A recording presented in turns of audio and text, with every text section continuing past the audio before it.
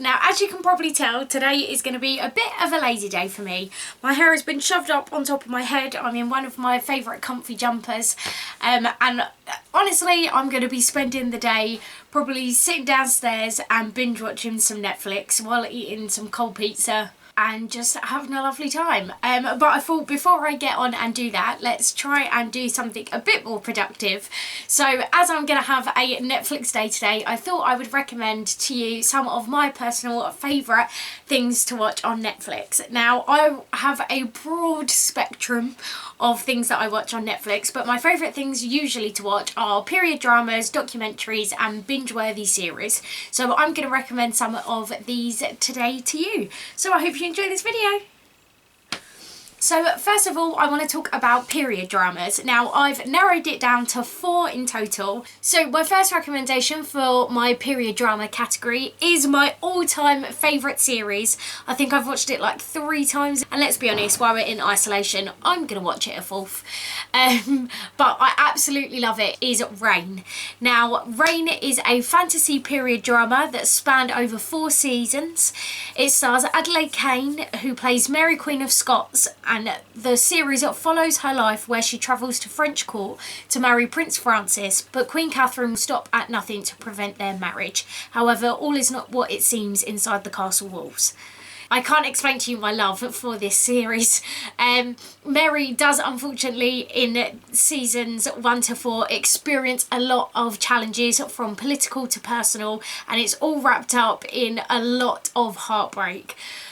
Bless her, she doesn't really get a break, but she'll do anything to save her crown and country, and oh my goodness, the strength and power that this woman has is just... Adelaide Kane portrays it really well. I love her as an actress. I think she's really good in it. Her on-screen chemistry with the 2 love interests, or 3 love... actually 3, 4? 4. Gosh, she goes through. Her 4 love interests is absolutely incredible. If you haven't watched it, please go and watch it. Honestly, you won't regret it. It's the costumes, the sets, the characters, or the actors that play the characters, the storylines itself, everything is really good. My only downside that I have to this is I really feel like they should have had another season. Just one more season to prolong it a little bit and not rush the ending of season 4. But it did get cancelled, so they had to wrap it all up. But even though it was a little bit rushed, it was still wrapped up really well, and I'm happy with the ending. So honestly, go and watch it, and once you've watched it, come back to me and we'll have a chat, because I could gush about Reign for like hours. I love it. So make sure you go and check that one out. My next period drama is Call the Midwife. I love Call the Midwife. It's such a good series. Honestly, you would think that every episode is the same, but it's not. There is so much going on. So you've got the self-contained stories, which are the stories of the patients that the midwives and the doctors treat, but it also interlinks with the overarching stories that each of the main characters in the programme have. Obviously, facing personal and professional struggles throughout all of it, but it's so good. So Call the Midwife is a sentimental British period drama that spans 9 series starting in 2012, created by Heidi Thomas. It follows the lives of a group of midwives living in East London during the late 1950s, going all the way through to the late 60s. It's just so good. My third recommendation is one that I'm probably sure you have all seen. I was very late to the party on this one, is Peaky Blinders. So Peaky Blinders is a violent British period drama set around 5 seasons, created by Stephen Knight.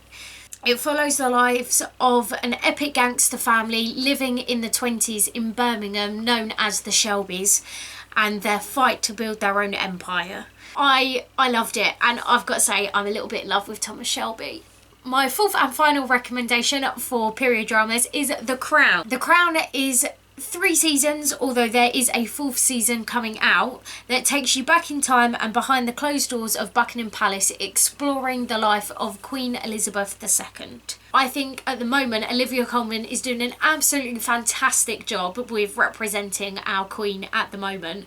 But my personal favourite is Claire Foy and Matt Smith. I love that on-screen chemistry. I love the way that they interact and they work together. So my next set of recommendations for you are documentaries. Now, I only really watch crime documentaries. I find them really interesting to watch. So, my 4 recommendations for my crime documentaries are When They See Us. This broke my heart. It was absolute, like, I've never watched something and was disgusted. I mean, it got to the point where I was watching this and I was shouting at the TV screen. When They See Us is a 4-part miniseries based on true events of 5 black teens who are falsely accused of a brutal attack in Central Park. Please, please, please go and find it and watch it on Netflix. There is also a 1-hour Oprah Winfrey special called When They See Us Now that goes alongside that series, but watch it once you've watched the 4-part miniseries. The second one I want to recommend to you is The Trials of Gabriel Fernandez. It's a 6-part documentary investigating the horrific torture and death of an 8-year-old California boy. I just don't understand how people have the mentality to do that to another human being, but go and watch it. And again, once you've watched it, come back and tell me what you think. We'll start a conversation because I could talk about that for hours. The next one on my list is Making a Murderer. Making a Murderer is a 2-season crime documentary exploring Stephen Avery and the crime that he didn't commit.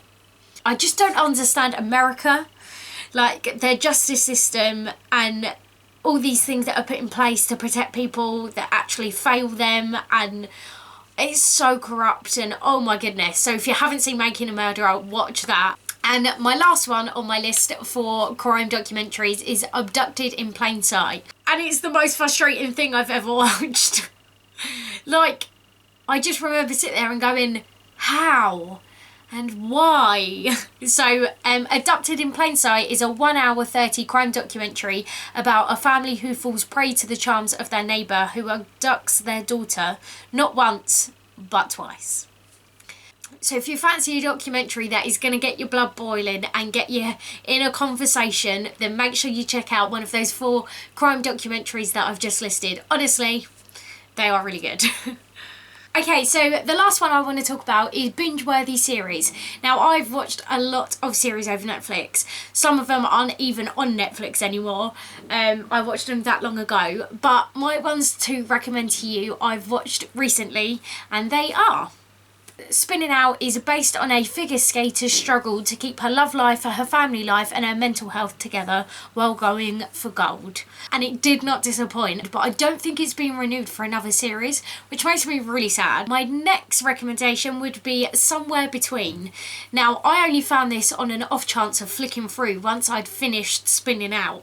And I saw a trailer for it and was like, we'll give it a go. It was gripping. Me and my mum watched it together and I think we got through an entire season in like 2 days. We like to binge watch in this house. Somewhere Between is about a woman who is given a second chance of life with the purpose of stopping a serial killer on the loose. If she fails, however, she will lose her daughter forever. There's a lot of twists and turns. It doesn't take you where you expect it to go. You're not quite sure what was happening. And there were quite a few moments where I was like, oh, snap! It's very clever. So watch that.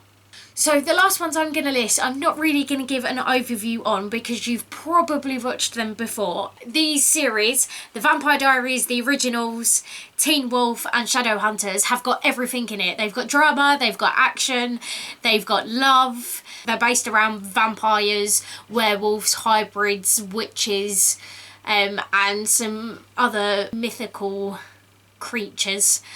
If you want to know some more of my thoughts and opinions or any more details about the series that I've mentioned in this video, I will be writing a blog to go alongside this video that I'll pop up on my website in a couple of days' time. So make sure you check that out. I'll leave it in the link below. I've currently got a couple more episodes of Glitch to watch, and then I've watched all 3 seasons of that, so I'm gonna need something else to start. So if you've got any recommendations, please let me know, and I hope you enjoy my recommendations if you do give them a go, and I hope you've enjoyed this video as well. Thank you very much for watching me babble on for a while.